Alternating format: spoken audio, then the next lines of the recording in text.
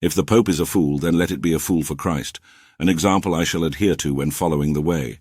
Do not gloat over me, my enemy. Though I have fallen, I shall rise. Though I live in darkness, the Lord is my light. I must endure the Lord's wrath, for I have sinned against him, until he takes up my cause and rights my wrongs.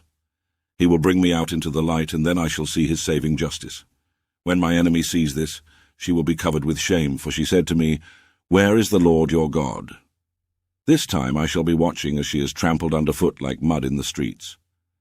The Lord teaches, for I have come to set son against father, daughter against mother, daughter-in-law against mother-in-law. A person's enemies will be the members of that person's own household. No one who prefers father or mother to me is worthy of me. No one who prefers son or daughter to me is worthy of me. Anyone who does not take the cross and follow in my footsteps is not worthy of me. Anyone who finds life will lose it. Anyone who loses life for my sake will find it. Anyone who welcomes you welcomes me, and anyone who welcomes me welcomes the one who sent me. Anyone who welcomes a prophet as a prophet will have a prophet's reward, and anyone who welcomes a righteous person as a righteous person will have the reward of a righteous person. Anyone who gives so much as a cup of cold water to one of these little ones as a disciple, amen, I say to you, will most certainly not go without the reward. Loving those despised for their orientation and confusion is the way to battle evil.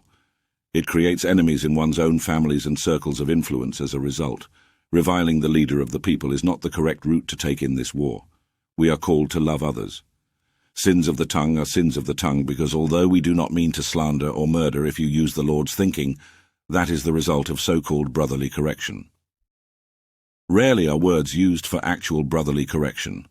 In fact, it was advised by this fool for Christ, Pope Francis, to not fall into this trap of brotherly correction in the form of what quite honestly is complaining, using foul language, slandering and blaspheming by taking the Lord's name in vain. The devil is too clever to not interfere when we attempt to do good deeds, causing us to easily sin, soiling our sacrifices.